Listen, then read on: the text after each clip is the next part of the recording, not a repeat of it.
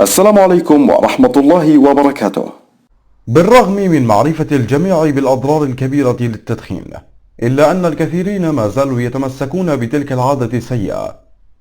فإذا كنت ممن استطاعوا الإقلاع عن تلك العادة التي تؤثر بالسلب على صحتك وكذلك صحة المحيطين بك، فمن الجيد أن تحاول إزالة السموم الكيميائية التي تشبعت بها رئتيك جراء التدخين.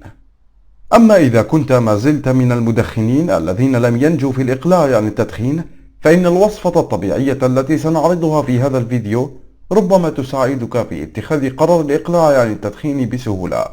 وإضافة إلى تنقية الرئتين، فإن الوصفة التي نتحدث عنها يمكن أن تساعد في القضاء على السعال أثناء الإصابة بنزلات البرد في الشتاء. طريقة إعداد الوصفة الطبيعية: 400 جرام من البصل، ويفضل البصل الأحمر، لتر واحد من الماء، 5 ملاعق من عسل النحل الطبيعي، ملعقتان من الكركم، ملعقة واحدة من الزنجبيل المفروم.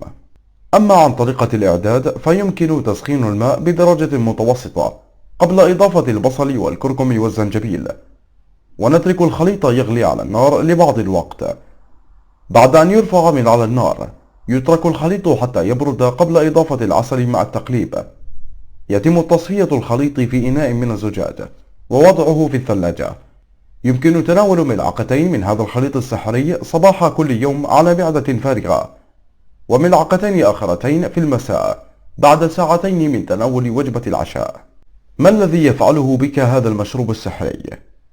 الزنجبيل عادة ما يتم استخدامه للوقاية من الحساسية، والتي قد تتشابه مع الأعراض الجانبية للتدخين.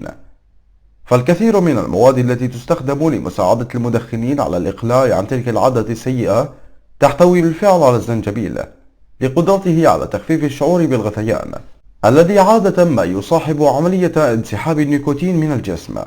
كما أن الزنجبيل يساعد في الحد من نوبات الصداع، وكذلك تخفيف الالتهابات التي تصيب رئتي المدخن. البصل يحتوي على عدة عناصر مضادة للالتهابات، ولها خواص مضادة للفيروسات، كما أنه غني بمضادات الأكسدة. ويحتوي البصل على مركب أليسين مثله مثل الثوم، ذلك المركب الذي يحارب سرطانات الفم والمريء والقولون والمستقيم والحنجرة والثدي والمبيض والكلى والبروستاتا، بالإضافة إلى تعرض المدخن لخطر الإصابة بسرطان الرئة، فإن التبغ يعرض المدخن أيضا لخطر الإصابة بسرطان الفم والحنجرة والحلق والمريء والمعدة والبنكرياس والكلى والمثانة والقولون والمستقيم والمبيض والرحم وعنق الرحم، وكذلك سرطان الدم والمعروف باللوكيميا.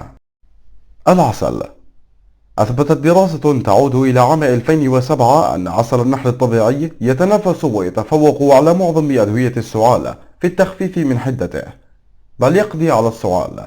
وبما أن التدخين عادة ما يصيب المدخن بالسعال، فإن عسل النحل الطبيعي كفيل بتهدئة السعال وإزالة الإفرازات المخاطية من الصدر.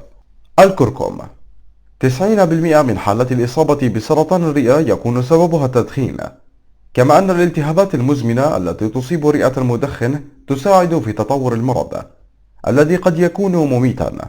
وقد أثبتت الدراسات أن الكركم يحتوي على مركب يسمى الكركمين، والذي أثبتت الدراسات قدرته على مقاومة سرطان الرئة لدى الفئران.